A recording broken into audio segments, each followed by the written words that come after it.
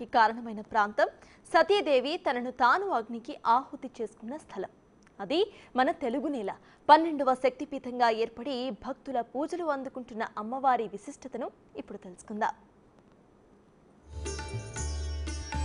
అష్టాదశ శక్తిపీఠాల్లో 12వ శక్తిపీఠం శ్రీ మాణిక్యాంబదేవి శక్తిపీఠం. ఈ శక్తిపీఠం ఆంధ్రప్రదేశ్లోని తూర్పుగోదావరి జిల్లా ద్రాక్షారామంలో ఉంది. ఇక్కడ భీమేశ్వరుడితో కొలువై ఉన్నారు మాణిక్యాంబదేవి. పంచరామ క్షేత్రాల్లో ఒకటిగా ఈ క్షేత్రం ప్రసిద్ధి చెందింది. అలాగే త్రిలింగ క్షేత్రాల్లో ఒకటిగా ఈ క్షేత్రం పేరు పొందింది. సతీదేవి ఖండితాంగాలలో ఎడమ చెంప ఈ ద్రాక్షారామంలో పడినట్లు స్థల పురాణం చెబుతుంది. ఇక్కడ అమ్మవారి శ్రీచక్ర యంత్రం మేర్వపై నిలబడి ఉంటుంది.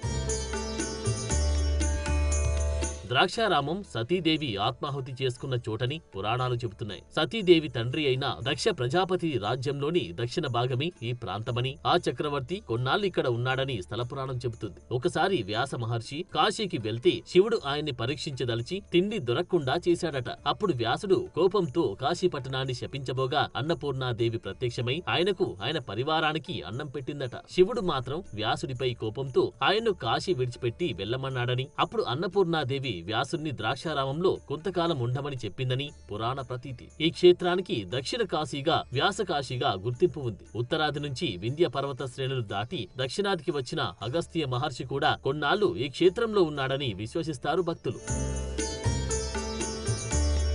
ఒక పురాణ కథ ప్రకారం మాణిక్యాంబదేవి ఒక వేశ్య కుమార్తె. ఒకరోజు ఆమె భీమేశ్వరుడిని కలలో చూసి ఆయనను వివాహం చేసుకోవాలని నిర్ణయించుకుంది. ఆమె శివుడిని ఎంతో భక్తితో ప్రార్థించి చివరకు భీమేశ్వరుడిని వివాహం చేసుకుంది. ఆమె మహాశివుడితో కలిసి ఇక్కడ మాణిక్యాంబగా వెలిసిందట.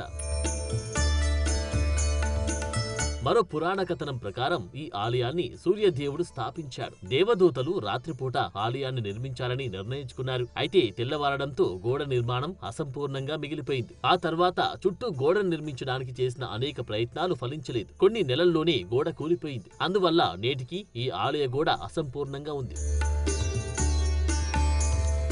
ఒక బ్రాహ్మణ వితంతువు చనిపోయిన తన కుమార్తె యొక్క బంగారు విగ్రహాన్ని తయారు చేసింది. కొంతకాలం తర్వాత ఆ విగ్రహం మాట్లాడడం ప్రారంభించింది. ఆ విగ్రహం మాణిక్యాలతో అలంకరించబడింది. కాబట్టి ఆ విగ్రహానికి మణికంబ అని పేరు వచ్చింది. భీమదేవుడు అనే రాజు ఆ విగ్రహాన్ని తీసుకుని తన కులదేవతగా పూజించాడు. అలా ఈ క్షేత్రంలో మాణిక్యాంబగా అమ్మవారు వెలిశారు. ఈ ద్రాక్షారామ క్షేత్రం గోదావరి ఒడ్డున ఉంది. ఇక్కడ భీమేశ్వరుడు లింగాకారంలో దర్శనమిస్తాడు. లింగం సగభాగం నల్లగా సగభాగం తెల్లగా ఉంటుంది. మాణిక్యాంబిక అనే బాలిక స్వామివారికి తనను తాను అర్పించుకొని ఆయనకు దేవేరి అయినట్లు భీమేశ్వర దండకంలో ఉంది. స్వామి ఊరేగింపును కూడా మాణిక్యాంబి గుడి చుట్టూ తిప్పి తీసుకెళ్లడం ఆచారం. ఆంధ్రప్రదేశ్ రాష్ట్రం తూర్పుగోదావరి జిల్లాలో ఉన్న ద్రాక్షారామం కాకినాడకు 32 కిలోమీటర్ల దూరంలో ఉంది. రాజమండ్రికి 60 కిలోమీటర్ల దూరంలో ఉంటుంది. ఇతర రాష్ట్రాల నుంచి విమాన మార్గం ద్వారా వచ్చేవారు రాజమండ్రి విమానాశ్రయంలో దిగి అక్కడి నుంచి బస్, క్యాబ్ ద్వారా ద్రాక్షారామం చేరుకోవచ్చు. రైలు మార్గంలో వచ్చేవారు రాజమండ్రి, సామర్లకోట స్టేషన్లలో దిగి టాక్సీ, ఆటో, బస్సు మార్గాల ద్వారా వెళ్లవచ్చు.